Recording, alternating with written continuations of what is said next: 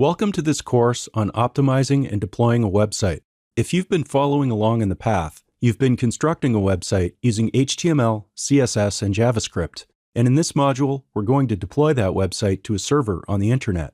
You can also get the website files in the course downloads. Then, the web pages in your site will be available on the World Wide Web. That might sound a little confusing because many people use the terms internet and the World Wide Web interchangeably. It's kind of a semantic distinction, but it's worth noting as we begin the course. Back in the big picture course in this path, you saw the following definition from Wikipedia. The World Wide Web, commonly known as the web, is an information system where documents and other web resources are identified by uniform resource locators, which may be interlinked by hypertext and are accessible over the internet.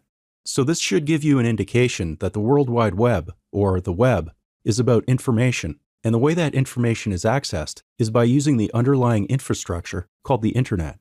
The definition goes on to say, the resources of the World Wide Web are transferred via the Hypertext Transfer Protocol, HTTP, and may be accessed by users by a software application called a web browser, and are published by a software application called a web server. Let's see this in a diagram. A user has a web browser open, which is the client software used to access resources on the World Wide Web. There are other ways to access resources, but for our purposes, this fits the definition we just saw. The user types in a uniform resource locator, or a URL, which is the address of a web page somewhere on the World Wide Web, and that's http://somesite.com/index.html. A URL represents a unique resource on the web.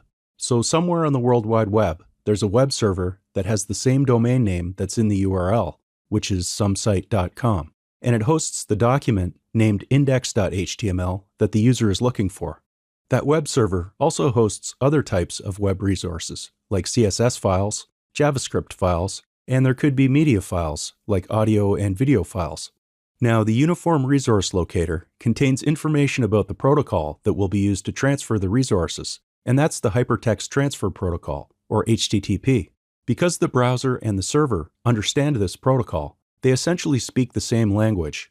So the browser sends out a type of HTTP request, called a GET-REQUEST method, to the server. There are actually different kinds of HTTP methods used for different purposes, but when requesting a resource, it's normally the GET method that's used. When the server receives a GET request, it sends the document back to the browser in an HTTP response. Because the browser understands the HTML language, it can parse the document and load it. Now, while the document is loading, the browser sees that there are linked files within the HTML, like CSS and JavaScript files. So the browser sends more requests to the server to retrieve those documents using the HTTP protocol. The server returns those documents and the web page is displayed. Now, there's no connection once the page is loaded. The browser has everything it needs until the browser needs to interact with the website again, in which case it will send another HTTP request. There may be a link inside the document to a web page on the same site or on another site. Within the HTML, that link corresponds to a URL to a resource on another web server on the web. If the user clicks that link, then the process starts all over again, but the request is to a different web server. Of course, there's a lot going on behind the scenes in order for all this to work.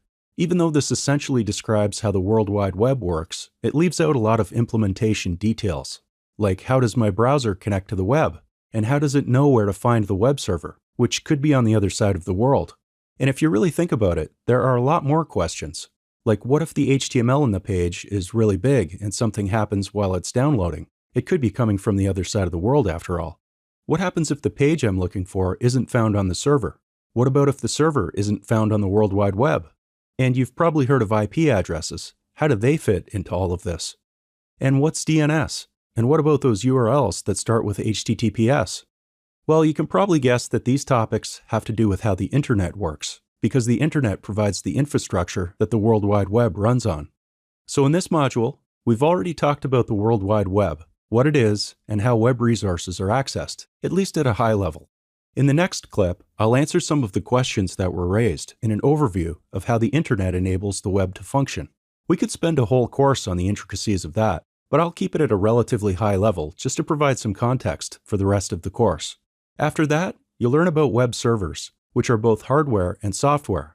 And a web server is where your website will ultimately be hosted. Then we'll have a tour of a common web server, including how to deploy files to it locally. Okay, next, let's look at how the internet enables communications for the World Wide Web.